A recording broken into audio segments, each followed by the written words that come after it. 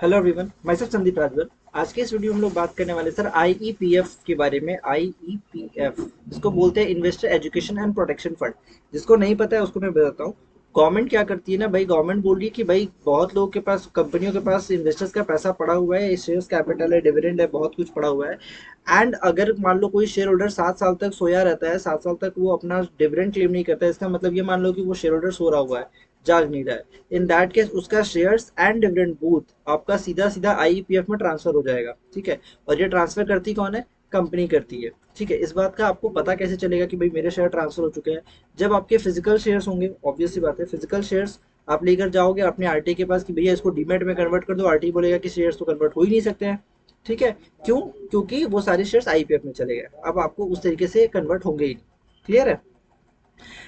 Physical share हो या फिर शेयर डीमैट में हो, आपका कोई भी फॉर्म में हो, शेयर्स के ऊपर अगर आपका डिविडेंड 7 ईयर्स तक क्लेम नहीं हुआ है, इन दैट केस वो शेयर्स आईपीएफ में जाएंगे। राइट नाउ अभी के टाइम में जो भी आप शेयर्स एक्वायर करे हो, जो भी करे हो, आपके पास बैंक डिटेल वगैरह सब कुछ आपका ऑटोमेटिक अपडेटेड रहता है। इन दैट केस जब आपका डिविडेंड आता है वो सीधा आपके बैंक अकाउंट में क्रेडिट हो जाता है, सिंपल। तो आपका वो प्रॉब्लम नहीं आता है कि भैया आप आईपीएफ में जाएंगे।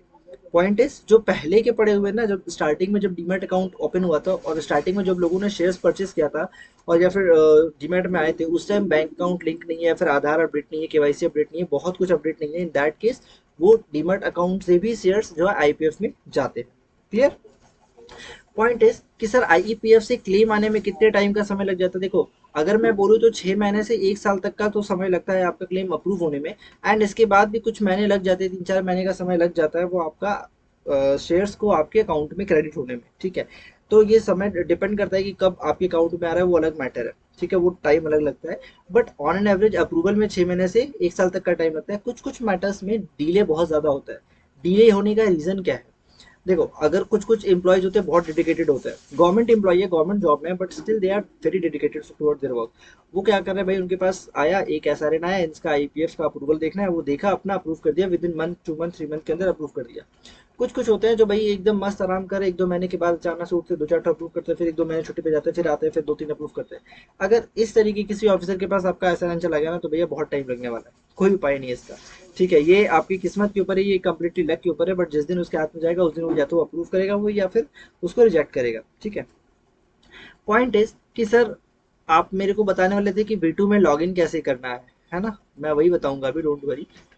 सबसे पहले ये समझ लेते हैं कि भाई अभी के समय में ना दो पोर्टल है मिनिस्ट्री ऑफ कॉर्पोरेट अफेयर्स के साइट के ऊपर। एक V2 पोर्टल है जिसको हम लोग ओल्ड पोर्टल बोलते हैं, और एक V3 पोर्टल है जिसको हम लोग नया पोर्टल बोलते हैं। ठीक है।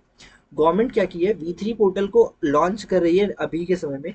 बहुत सारे फेज में इस पोर्टल को लॉन्च किया जा रहा है, मतलब आपको पूरा वेबसाइट सेम दिखेगा, ऐसा कुछ नहीं कि पूरा वेबसाइट चेंज हो जाए, अलग पोर्टल बना रहा है, नहीं। वेबसाइट सेम है, बट इसके अंदर फॉर्म्स जो है ना वो अपडेट होते जा रहे हैं, पुराने वाले वर्जन से निकाल के नए वाले वर्जन में शिफ्ट हो रहा है। पहले क्या होता था ना, फॉर्म डाउनलोड करना पड़ता था, उसमें फॉर्म एडिट भरना पड़ता था, एंड फिर उसको सबमिट करना पड़ता था एडोब रीडर के अंदर, एक्रोबेट के अंदर। ठीक है। अभी क्या हो रहा है ना, सारा वेब बेस्ड हो गया, मतलब आप ऑनलाइन ही फिलअप करोगे, ऑनलाइन ही होगा, ये चीज़ है। तो पॉइंट इज V3 का फॉर्म, मतलब आईईपीएफ फॉर्म तो पहले से भी वेब बेस्ड ही है, बट स्टिल वो V2 पोर्टल के ऊपर है। तो जब आप लॉगिन आईडी बनाते हो ना, लॉगिन आईडी जब आप बनाते हो ना बॉस, उस टाइम आप क्या करते हो, V3 में आप पहुंचते हो। V3 में कैसे पहुंचते हैं ये देखो, मिनिस्ट्री की साइट पे आ गया, mc.gov.in की साइट पे आते हो, यहाँ पे आके आप क्लिक करते हो, और यहाँ पे आके अपना आप रजिस्ट्रेशन पे जाते हो फटाफट।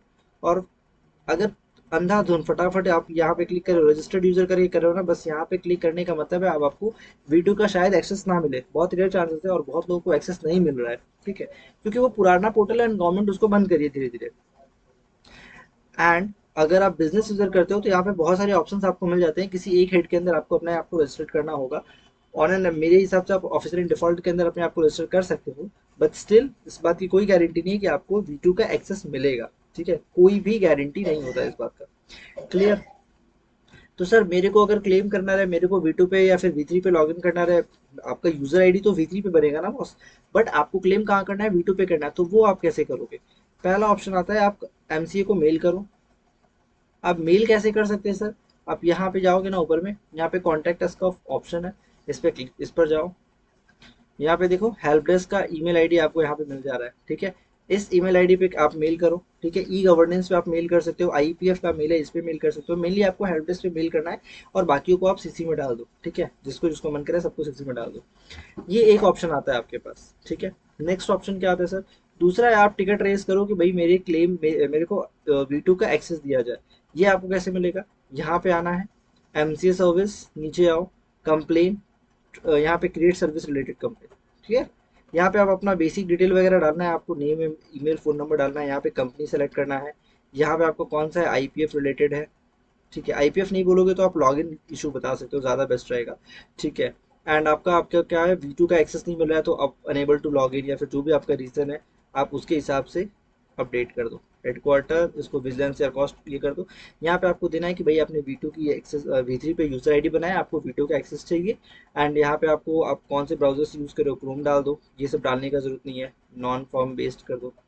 IEPF6 नहीं करना आपको,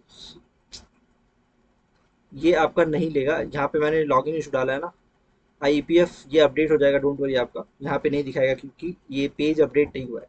पोर्टल में इनका बहुत दिक्कत चलता है, उसका कोई उपाय नहीं है। ये बचपन से चला आ रहा है, अभी भी चलता है और उम्मीद करते हैं भविष्य में भी इनका ये प्रॉब्लम चलता रहेगा, ठीक है। आपको यहाँ पे नॉन फॉर्म का ऑप्शन, नॉन ई फॉर्म बेस्ड का ऑप्शन मिल जाएगा, वो आप यहाँ पे क्लिक कर लोगे। SRN में NA टाइप कर देना आपको इस तरीके से, एंड सबमिट कर देना है। तो ये एक दूसरा ऑप्शन हो गया जो आप V2 पे लॉगिन आईडी क्रिएट करने के लिए आप एक्सेस मांग सकते हो। इन दो ऑप्शन के अलावा और कोई ऑप्शन है सर? बिल्कुल एक ऑप्शन है, एक लास्ट ऑप्शन बचता है। कॉन्टैक्ट अस में ही आपको यहाँ पे कॉन्टैक्ट डिटेल दिया हुआ है, इस पे आपको कॉल करके उनसे बोलना होगा कि भाई मेरे को एक्सेस दे दो। That is the final and the last option, जिसके बेसिस पे अगर आपको एक्सेस मिलता है दैट्स वेल एंड गुड। अगर नहीं मिलता है तो फिर तो भैया कोई उपाय नहीं है, आप फॉर्म फिलअप नहीं कर पाओगे खुद से V2 के ऊपर। प्रॉब्लम ये आती है कि अगर किसी का 10 लाख 20 लाख का क्लेम है, एक दो 2 लाख तक का भी क्लेम है, देन ओके आप किसी और से करवा सकते हो। बट अगर क्लेम का साइज ही 8-10 हज़ार या फिर 15 हज़ार रुपया रहता है, इन दैट केस आप किसी के भी पास जाओगे वो आपका क्लेम लेगा ही नहीं कि भाई इतना कम मैटर को हम क्यों ले। इतना छोटा सा 2 हज़ार 5 हज़ार का अगर किसी का क्लेम रहता है, वो साहब बोलता है कि भाई हम इतना छोटा मैटर नहीं डील करेंगे, क्योंकि उसकी प्रोफेशनल फीस ही 2-4 हज़ार रुपया पड़ जाएगी। अब अगर वो बंदा आपको 4 हज़ार रुपया दे दे रहा है तो फिर उसके हाथ में क्या बच रहा है? एंड दैट्स फैक्ट, इजी चीज़ है, ठीक है। तो प्रॉब्लम यहाँ पे आती है, तो उनके लिए क्या है भाई, अब आपके पास लास्ट ऑप्शन है, आप V2 के ऊपर अपना यूजर आईडी क्रिएट करवाओ। आपको बहुत ज़्यादा डेडिकेशन के साथ फोकस होकर यहाँ पे आपको एक्सेस क्रिएट करवाना होगा। एक बार आपको एक्सेस मिल गया देन आप फॉर्म फिलअप कर सकते हो। एक और क्वेश्चन आता है कि भैया क्या मैं किसी और की यूजर आईडी से अपना फॉर्म फिलअप कर सकता हूँ? मैं सजेस्ट करूंगा कि भाई अगर वो बंदा कोई प्रोफेशनल है, लाइक कोई CA CA CM है, इन दैट केस आप कर सकते हो, बिकॉज फॉर्म फाइलिंग एक प्रोफेशनल के थ्रू फॉर्म फाइलिंग होती है। बट अगर मान लो किसी और इंडिविजुअल रजिस्टर्ड यूजर है, पहले का ही उनका एक्सेस था, इन दैट केस मैं बोलूँगा रिस्क लेना थोड़ा ज़्यादा रिस्की हो सकता है। बट स्टिल अगर आप टाइम को एक्सेप्ट कर सकते हैं, अगर आपका 1 साल बर्बाद होता है तो आपको चलेगा, देन आप कर सकते हो, मतलब आप उसके यूजर आईडी से कर सकते हो। अदरवाइज आई डोंट थिंक कि आपको रिस्क लेना सेफ रहेगा, ठीक है। आपका टाइम वेस्ट होगा आई गेस, जहाँ तक मेरे को लगता है। नेक्स्ट एक बात और बोलूंगा कि भाई V2 पोर्टल जो है ना, V2 पोर्टल मतलब आओ पोर्टल ही दिखाता हूँ तुमको, वेट, लेट मी शो। यहाँ पे जब आप जाओगे तो यहाँ पे जो आपका ये लॉगिन फॉर V2 फाइलिंग है ना, इस पे जब जाते हो ना, यहाँ पे आपको यूजर आईडी क्रिएट करने का ऑप्शन बिल्कुल नहीं मिलता है। कोई भी आप यूजर आईडी यहाँ पे क्रिएट नहीं कर सकते हो, बल्कि जो आपके पास ऑलरेडी एग्जिस्टिंग यूजर आईडी आपको मिली हुई है, आप उसके बेसिस पे यहाँ पे फाइलिंग कर सकते हो, उसके बेसिस पे आप लॉगिन कर सकते हो। एक बार आप लॉगिन कर लेते हो फिर आप IPF5 फॉर्म एक्सेस कर पाओगे। अदरवाइज वो फॉर्म पे जब भी आप क्लिक करोगे वो आपको इस पेज पे लेके चलाएगा। तो ये एक प्रॉब्लम है जो कंटिन्यूस आप फेस करोगे, ठीक है। अगर ऐसा फेस करो तो भैया आपका लॉगिन आईडी गलत बना हुआ है। एंड पक्का कोई कमेंट में पूछेगा कि भैया कितने टाइम के अंदर एक्सेस मिल सकता है V2 का? देखो, V2 का एक्सेस मिलने का कोई गारंटी नहीं बोलूंगा कि कितने टाइम के अंदर मिल जाएगा। कुछ लोगों का जनवरी का एप्लीकेशन किया हुआ है, जनवरी से वो लोग फॉलो अप कर रहे हैं एंड अभी तक उनको V2 का एक्सेस नहीं मिला हुआ है।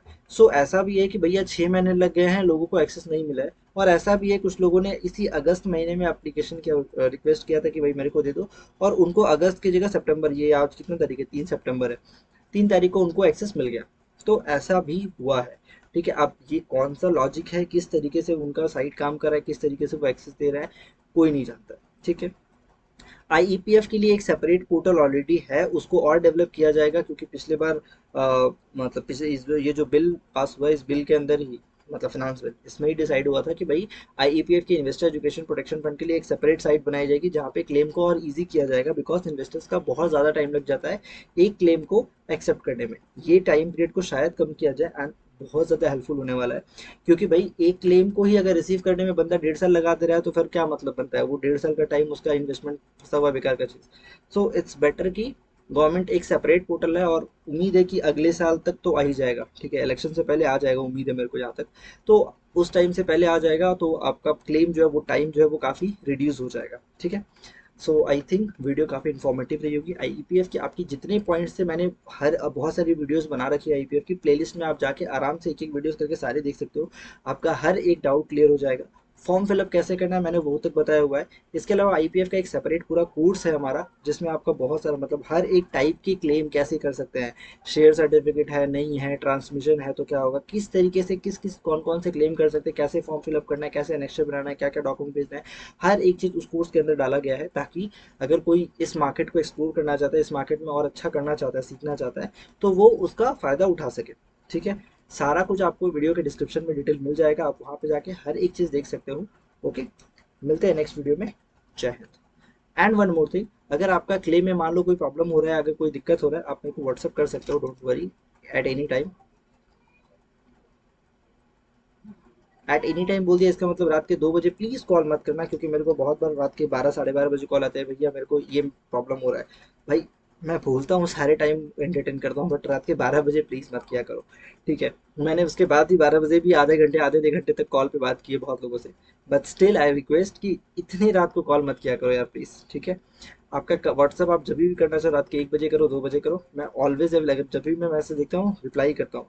कुछ कुछ मैसेज का रिप्लाई नहीं कर पाता, रीज़न है कि भाई कुछ या तो मैसेज रिप्लाई करने लायक नहीं होता है, या मेरे को समझ में नहीं आता आपने पूछा क्या है, तो वो प्लीज़ उसके लिए माफ़ कर दो। अदरवाइज कमेंट सेक्शन जिंदाबाद है, मैंने हर कमेंट का रिप्लाई किया हुआ है, आप कमेंट भी देख सकते हो। इसके अलावा आप वेबसाइट के ऊपर जाके आईपीएफ के जितने पॉइंट्स, जितने क्वेश्चन आंसर हो सकते हैं वो सारे मैंने डाले हुए हैं, वो भी आप देख लो, ताकि आपका कोई भी डाउट बच ना जाए, ठीक है। मिलते हैं नेक्स्ट वीडियो में। जय हिंद।